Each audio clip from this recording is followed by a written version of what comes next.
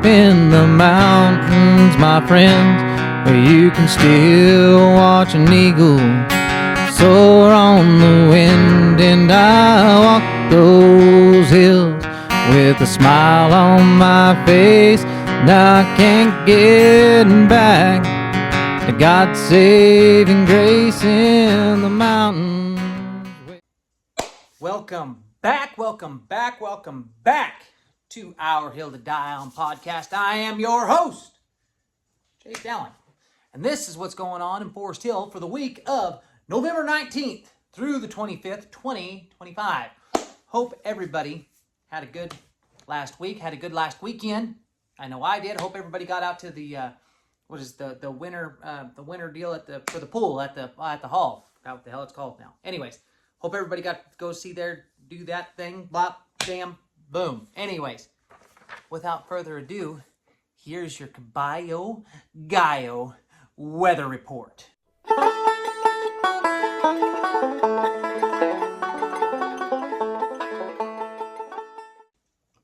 Folks, Nader sends us a good one here. He says, one wet day to mess with you, followed by a whole stretch of cool, clear weather that actually makes outdoor work possible.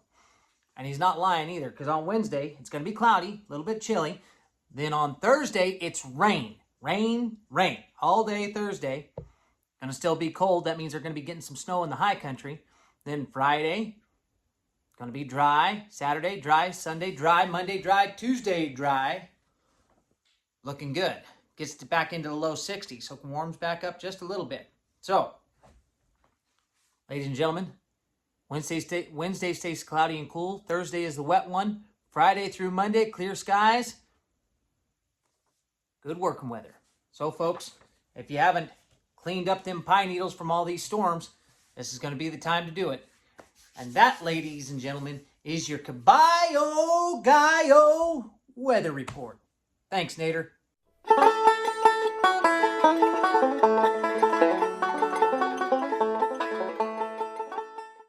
All right, folks, getting right back into it here. Where are we going here? There it is. So, Wednesday, starting off. Remember, that's going to be the cloudy day. We got your LSM food distribution at 24500 Main Street. Or no, wait, maybe it's at the hall. It's one of the two. So, if you know where it's at, you know where it's at. Nobody sent me anything to update this yet. So, it's at one of the two because it's been at both. So, I don't know. Then we have at 5 o'clock that day is American Legion Social Hour. That's at the hall for sure. Then, Thursday, wouldn't you know it, working out with Corey Nix, 8:30 in the morning at the Calvary Bible Assembly. Be there, be square, but don't be a square because nobody likes anybody that's goddamn boring. Just saying. Then, I think they're still doing preschool story time. If they're not, let me know. But hey, if they are, you want to be there at 10:30. If they're not, let me know. But it's always good to put on there because, by God, you want to get your kids to see that. Then, Thursday, got a couple of birthdays. Old G&H Glass, Brett Freed. Let's get after it, Brett. And then you got Mr. Tony Charles. Yes, sir. Both got birthdays on Friday. Yes, Friday. No, Thursday. Both got birthdays on Thursday. So that would be the 20th. Then, Friday. Oh, there's only two but see, Friday, though, I got two good birthdays. Two real good birthdays. Mr. Hunter Byram is turning 18. Baseball extraordinaire. Young man working at Wharton's. Got the good rooster haircut. Is what I like to call him. Little bit of a mullet thing with poofy. Looks like one of those fluffy chickens that, got the aggressive ones. That's Hunter Byram. Happy birthday, kid. Love the hell out of you. Holy cow, I got turkeys flying. That dog must be chasing him. I seen that. Turkey season. Anyway, then, the biggest pain in the butt you ever did see in your life, Miss Trista Ferguson. That's right. I think she's turning about 45. Happy birthday, you old coot. Hope you have a good one. Tony will make sure you do that. Anyway, moving on. You know, folks, it's time for our outdoor report.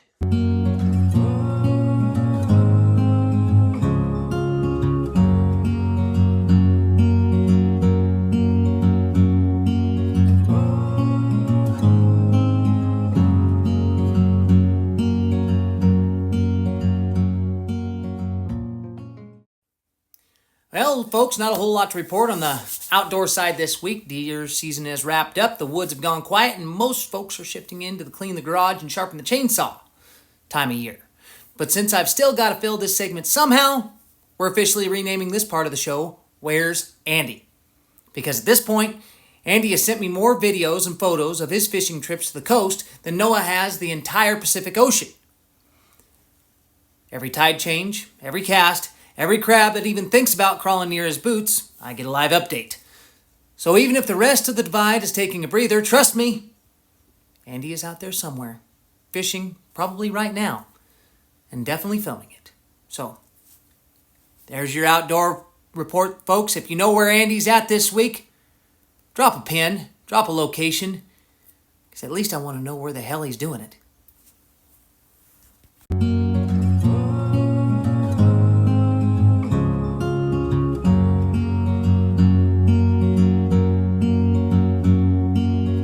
So, folks, if you can find Andy, let me know, because he disappears faster than a piece of meat on my floor for my little dog. Just ask my wife. She never feeds him. Why would she? Anyway, Saturday, still working out with Corey Nick. You know, this week's kind of dull, not going to lie. Saturday, Sunday, not much going on, but it's the calm before the storm, because next Thursday, it's Thanksgiving. That's right, Pilgrim Day. It's where the Native Americans got together with pilgrims and they played football on the shores of Maryland or something like that. With the Plymouth Rock, they moved the rock up and down the beach. Yeah, kind of crazy how that works out, isn't it? Anyways, if you're thankful for something, next week's the week. The next podcast should be a good one then. Anyways, moving right along, folks. Like I said, nothing on Saturday or Sunday, but that'll bring us to this week's Thoughts for the Shitter.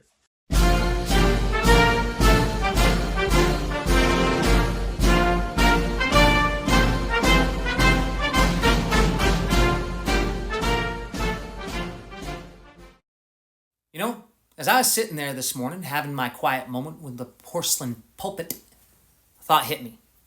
We've got 300 million people in this country, and somehow we're supposed to believe that a couple hundred folks in D.C. can represent all of them. Well, that's like expecting one waiter to serve an entire restaurant at lunchtime and still get your order right. Good luck. You're getting cold fries and the wrong drink every time. Representation only works when the people making decisions actually know the people they're making decisions for. And that ain't happening when the folks in charge haven't seen your town, don't know your roads, and don't know your struggles, and couldn't point to Forest Hill on a map, even if you gave them the GPS coordinates and a neon sign. That's why strong communities build from the ground up, not the top down. It starts with neighbors, not politicians, small coalitions, not giant bureaucracies. People who can look each other in the eye and not just send out mass emails you can't reply to. And here's the good news. We're not the only ones who see this problem. You see, Congressman Thomas Massie has been pushing something called the Local Act, the Local Opportunities Local Advancement Act. The whole point of it is simple. Decisions about local communities should be made by local communities, not by agencies in D.C. who've never set foot in towns like ours, not by people who don't live with the consequences of the policies they write. Because when communities represent themselves, really represent themselves, a funny thing happens. Problems get solved faster, people feel heard, arguments turn into conversations, and suddenly you don't need government holding your hand every time something needs fixing. So, if we want a better future, we don't need more rules. We need more rooms full of people who actually give a damn about each other. A smaller circle that shows up, speaks up, and steps up. So next time you're sitting down for your morning reflection, ask yourself this. Who represents you? Someone you've met? Or someone you've never seen? Because real change doesn't start in a Capitol building. It starts in a garage, a living room, a coffee shop, or towns like ours where folks still hear each other. And that, my friends, is something to ponder while you're dropping them off down yonder.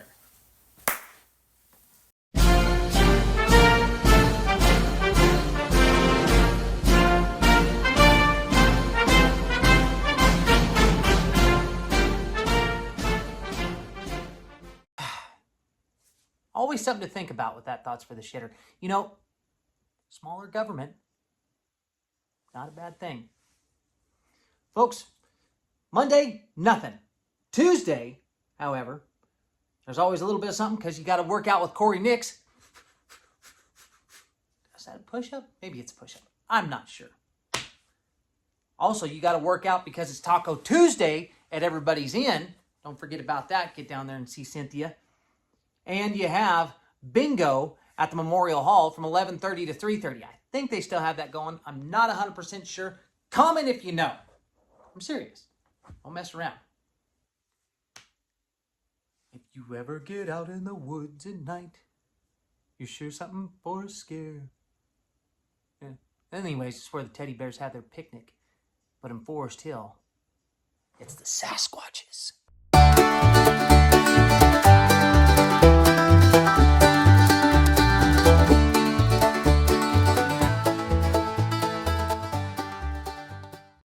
This week's Sasquatch was spotted storming through the forest with the kind of confidence only found in creatures who can lift a log with one hand and choke a mountain lion with the other.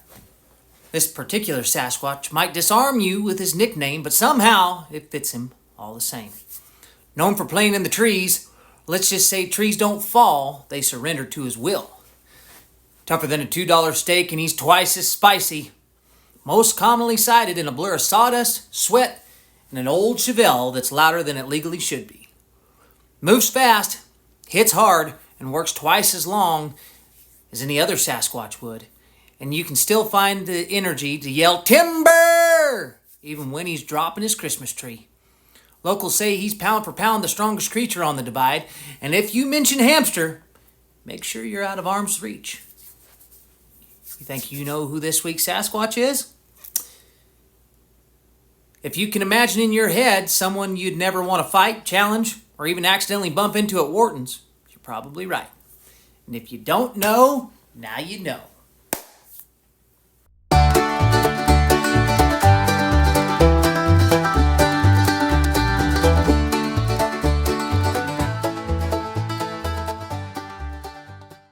Yes, ladies and gentlemen, he does drive a Chevelle.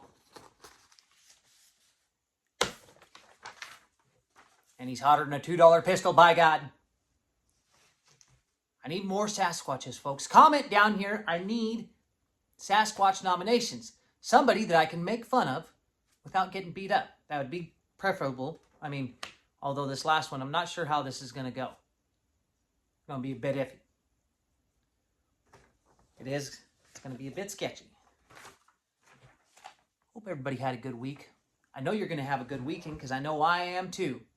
And we're getting ready. This is going to be the perfect weekend to clean up the house for Thanksgiving because everybody's going to have guests. Cranberry.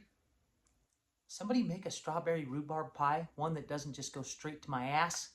I love strawberry rhubarb. But without further ado, here's your Robert Francis joke of the week. And this one goes like this here. It says, so this guy's out walking through the woods one evening, doing a little scouting before hunting season. Real quiet, real peaceful. One of those evenings where you can hear everything, including your own heartbeat. All of a sudden, whack! Something smacks him right on the back of the head and starts flailing at his neck. He panics instantly. Oh, hell, it's a mountain lion, he thinks. He starts throwing elbows, swinging, punching, fighting for his life. He's yelling, cussing, doing whatever move he can possibly think of, including some Steven Seagal movies. Branches breaking, leaves flying, pure chaos. Finally, the commotion stops. He spins around. No lion, no tracks, nothing. He's confused and breathing hard, but then he feels something move in the hood of his sweatshirt. So he peels it off and looks inside and finds a half-squished, thoroughly beaten, extremely regretting his life's choices pigeon. Folks, might not always be what you think it is, but if you don't fight like hell, the thing that you might thought it was could get you. Hope everybody had a good week. Hope they all have a good weekend. We'll see you on the next one.